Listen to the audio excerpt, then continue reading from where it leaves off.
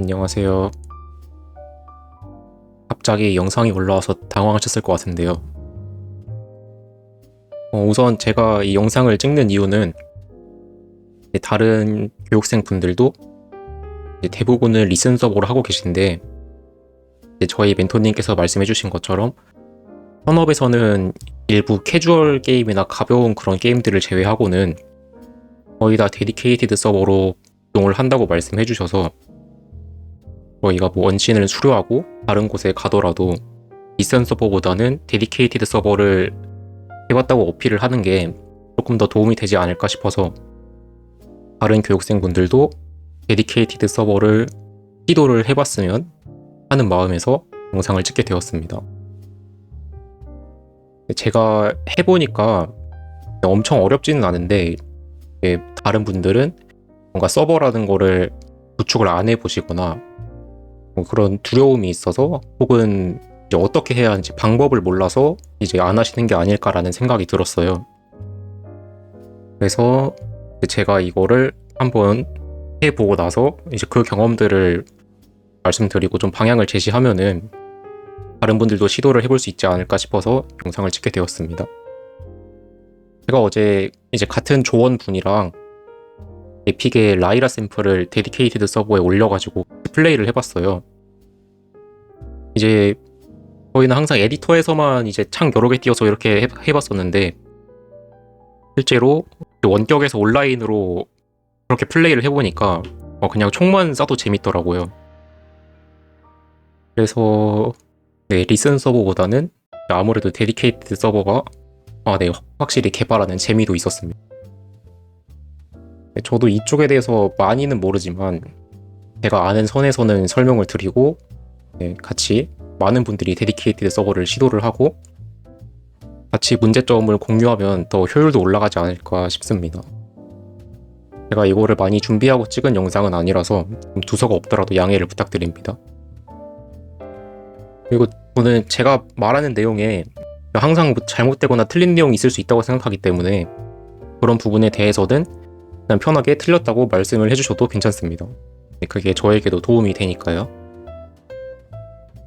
그래서 이제 제가 세 영상에 나눠서 설명을 드릴 건데 이번 영상은 서버라는 거에 대해서 조금 두려움을 없애자는 그런 취지에서 서버 컴퓨터 같은 것들이 어떻게 구성이 되어 있고 저희가 게임을 하는데 쓰는 컴퓨터랑 사실 크게 다르지 않다는 걸 좀 설명을 드릴 거고요. 그리고 두 번째 영상에서는 이제 저희가 서버에서 어떤 서비스를 올려가지고 이용을 하려면은 이제 그 서버에 IP가 있어야 되고 포트를 통해서 접속을 해야 되는데 그것도 그렇게 올려놓는다고 무조건 동작을 하는 게 아니라 얘가 내부 네트워크에만 있으면 사실 접속을 할 수가 없고요. 얘를 외부 네트워크에서 접속을 할 수 있도록 만들어줘야 서버에 있는 서비스를 이용을 할 수가 있습니다. 그리고 사실 외부 네트워크에 공개가 되어 있지 않더라도 VPN이라는 거를 이용을 하면은 접속을 할 수가 있긴 한데 이런 내용들은 다음 영상에서 자세하게 설명을 드리도록 하겠습니다. 그리고 이제 서버라는 게 어떤 거고 그리고 어떻게 네트워크가 구성되면 되는지를 알았으면은 데디케이티드 서버를 구동하는 데 필요한 지식들을 이제 갖추게 되는 거니까 마지막 영상에서는 이거를 실제로 어떻게 저희 프로젝트에서 서버로 빌드를 해가지고 이제 구동을 해서 온라인으로 즐길 수가 있는지 그거를 방법을 설명드리려고 합니다.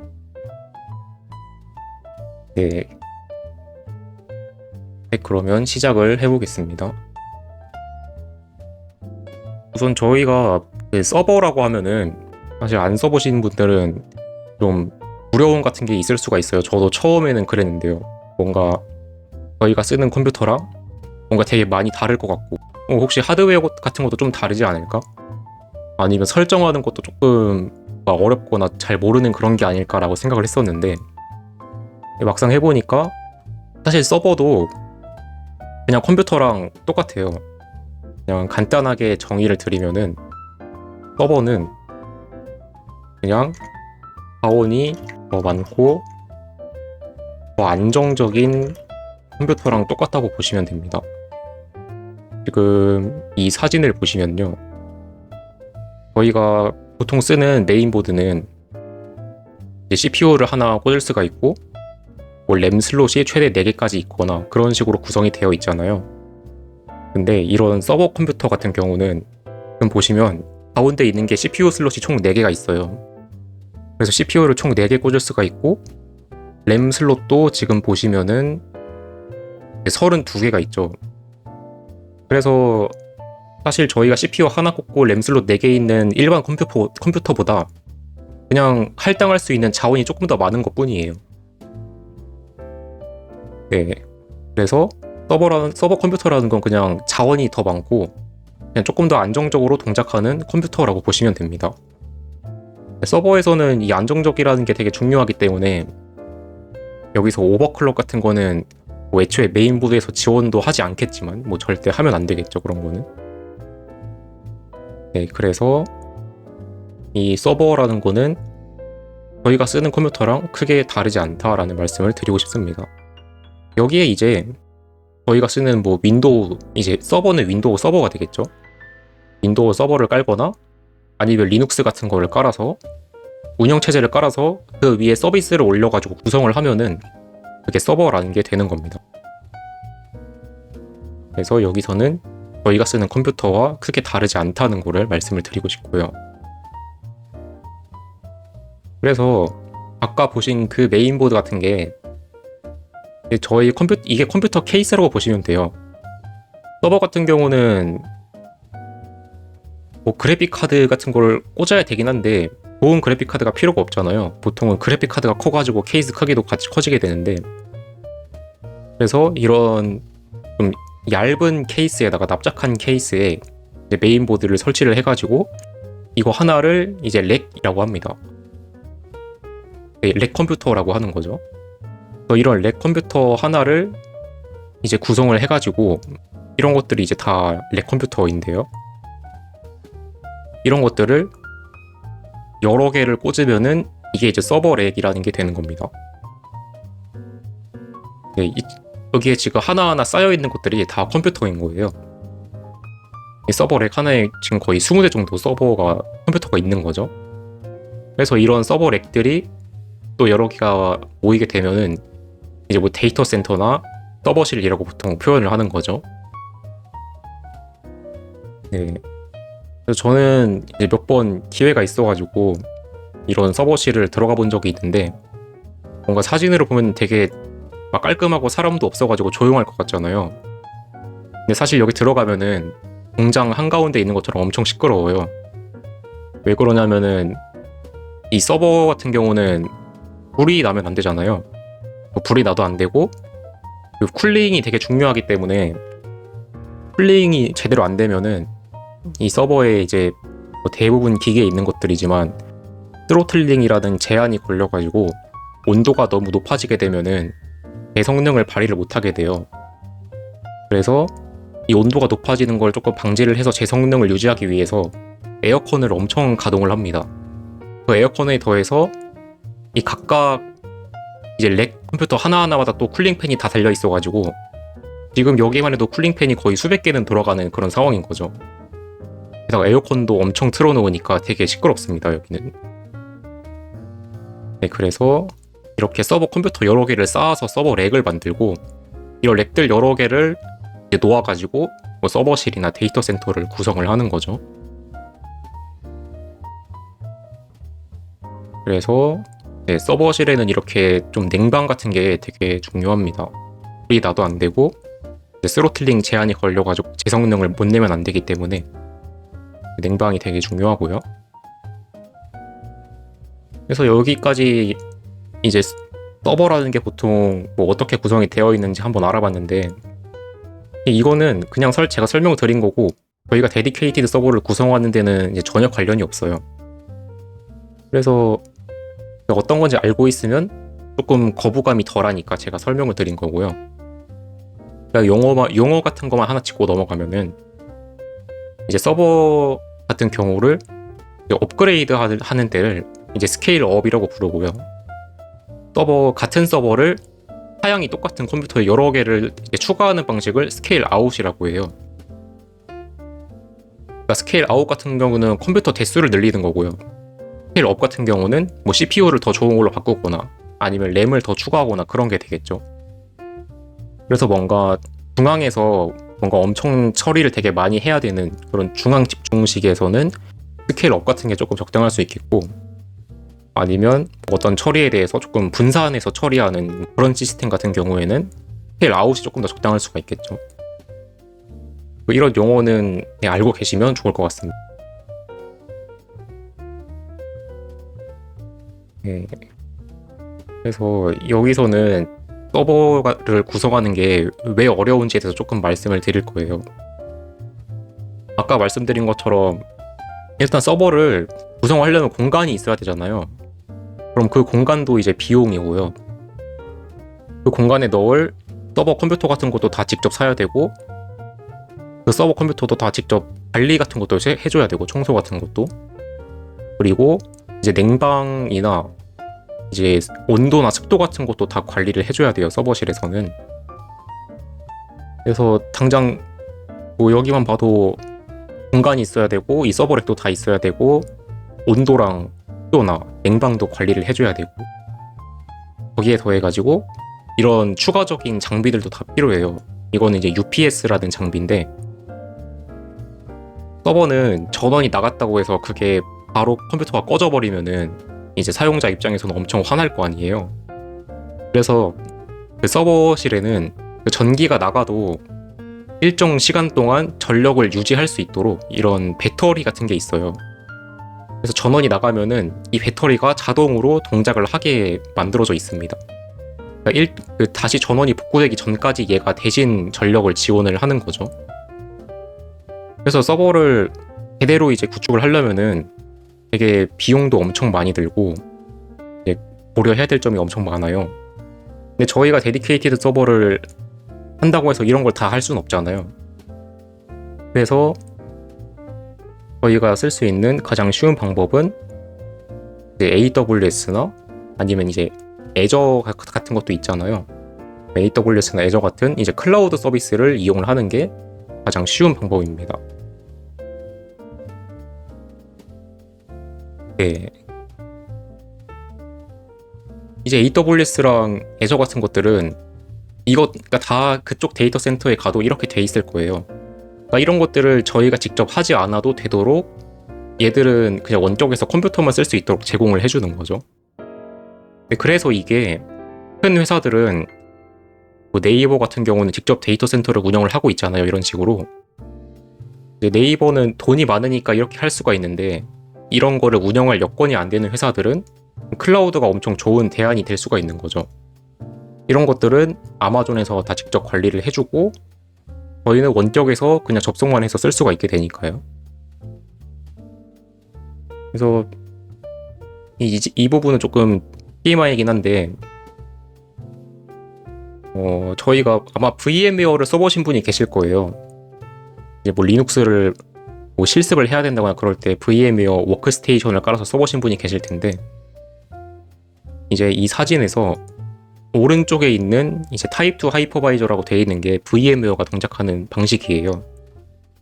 그래서 컴퓨터 하드웨어가 있고 그 위에 운영체제가 올라가고, 운영체제 위에서 VM웨어라는 프로그램을 실행시켜가지고 그 프로그램 위에서 이제 가상 머신들이 동작을 하게 되는 그런 구성인 거죠. 근데 AWS나 다른 조금 시스템들은 조금 효율적으로 동작을 하기 위해서 이 하드웨어가 있고 그 위에 바로 그냥 운영체제 자체가 VM웨어가 된다고 생각을 하시면 돼요. 그냥 가상 머신을 관리하기 위한 운영체제 자체가 그냥 이렇게 깔려 있어가지고, 이 하이퍼바이저라는 운영체제 위에서 그냥 가상 머신들을 돌려가지고 조금 더 저희가 프로그램으로 VM웨어를 설치해서 쓰는 것보다는 조금 더 오버헤드 같은 걸 줄여가지고 효율적으로 동작하도록 이렇게 구성을 할 수가 있습니다.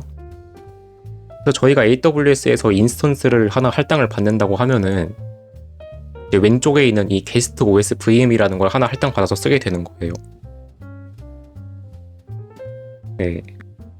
그래서 이제 AWS도 안 써보신 분들이 계실 거잖아요.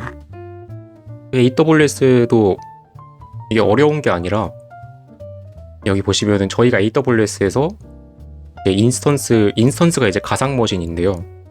그런 가상 머신 하나를 할당을 받으면은 이렇게 접속을 할 수 있도록 IP랑 이제 계정을 줘요. 그럼 이 IP랑 계정만 있으면은 저희가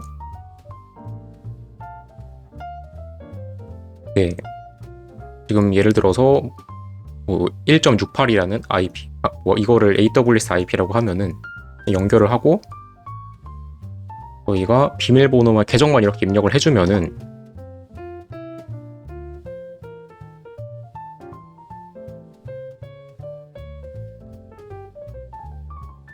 이런 식으로 창이 뜨게 됩니다. 이게 윈도우 저희 쓰는 화면이랑 똑같죠. 그래서 생각보다 AWS가 되게 쓰기 쉽게 돼 있어요. 이제 뭐 아마존 계정을 만들고 뭐 할당을 받거나 그런 거 조금 번거롭긴 한데 이렇게 쓰는 거는 되게 저희가 쉽게 쓸 수 있게 돼 있어가지고 뭐 AWS에도 조금 거부감을 안 가지셔도 될 것 같습니다. 근데 그래서 이거는 지금 제가 AWS는 아니고 저는 집에서 이제 서버를 돌리고 있는데 저희 집에서 지금 제 프로젝트에 대한 데디케이트 서버가 실제로 돌고 있는 모습입니다. 그래서 실물은 지금 이거예요. 조금 없어 보이긴 한데 저희가 일반적으로 쓰는 노트북이죠. 이런 노트북에서도 서버를 돌릴 수가 있어요. 그래서 제가 아까 말씀드린 것처럼 사실 서버라는 거는 그냥 자원이 조금 더 많고 안정적인 컴퓨터일 뿐이지 저희가 쓰는 거랑 크게 다른 게 없고요. 그리고 실제 서비스를 한다고 하면 이렇게 하면 절대 안 되긴 하죠. 저희가 그냥 개인 프로젝트에 쓰는 용도니까 이렇게 할 수가 있는 거고요. 그래서 AWS도 저희가 그냥 똑같이 쓰는 윈도우 인스턴스를 받으면은 엄청 쉽게 그냥 접속을 해서 쓸 수가 있습니다. 여러분이 원격으로 쓸 수 있는 컴퓨터가 하나 생기신다고 생각하면 돼요. 윈도우 인스턴스를 받으면은 뭐 이런 식으로 접속을 하면 되고 만약에 리눅스를 받는다고 하면은 이렇게 접속할 수 있는 리눅스는 이제 거의 다 커맨드 라인으로 동작을 하니까 이런 쉘을 하나 쓸 수 있게 제공을 해줍니다.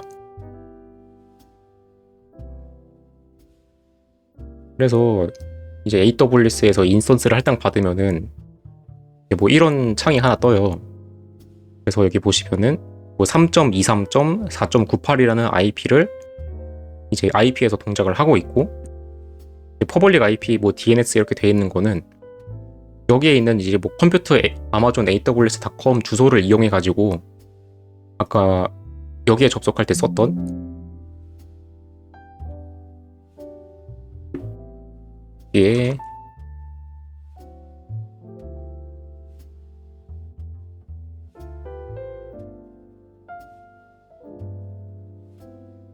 이런 식으로 입력을 해서 계정만 입력하면은 저희가 인스턴스에 쉽게 접근해서 이용을 할 수가 있다는 거죠.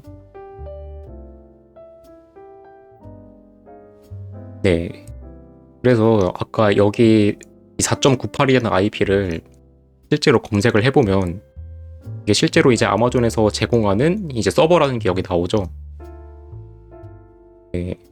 그래서 AWS라는 것도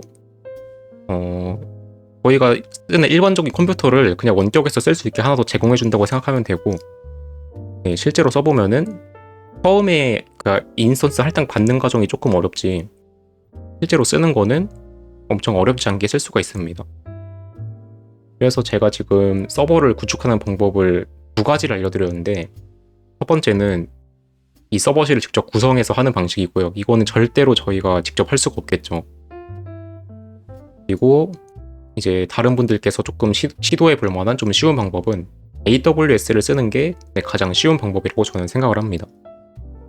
AWS는 요금을 내야 돼요. 요금을 지불을 해야 되는데 아마 제가 듣기로는 이제 대학교에 학생 계정이 있으신 분들은 이제 뭐 인증을 받으면은 뭐 1년 동안 이제 어떤 뭐 인스턴스를 무료로 쓸 수 있게 해준다거나 이런 게 있는 걸로 알고 있어요. 그래서 그런 걸 한번 찾아보시고 AWS를 좀 무료로 써보셔도 좋을 것 같고 이제 무료 계정이 없더라도 이 저희가 데디케이티드 서버를 돌리는 데는 저는 사실 사양이 얼마나 될지는 잘 모르겠지만 이 EC2 인스턴스 자체는 요금이 그렇게 많이 나오진 않아요. 뭐 적게 나오시는 분들은 뭐 2,000원, 한 달에 2,000원 나오시는 분들도 계시고 뭐 많이 나와봤자 저희가 쓰는 선에서는 한 달에 10,000원 정도 안 나올 거예요 아마. 네, 그래서 뭐 학생 계정 있으신 분들은 한번 무료로 쓸 수 있는 방법을 알아보시고 뭐 그게 아니더라도 그렇게 요금이 많이 나오지는 않을 거라고 저는 생각을 합니다. 네. 그래서 들으시는 분들이 서버에 대한 두려움이 없어지셨는지는 잘 모르겠는데요. 아무튼 이제 서버라는 거는 저희가 쓰는 컴퓨터랑 크게 다르지가 않고 AWS에서 동작하는 가상 머신을 저희가 할당을 받아도 접근해서 쓰는 데는 크게 어려움이 없습니다. 이번 기회에 한번 써보셔도 좋을 것 같고요. 시도를 해보시다가 잘 안 되시면 제가 조금 도와드릴 수도 있으니까 말씀을 해주시면 좋을 것 같습니다. 그래서 이번 영상은 여기서 마치도록 하겠습니다.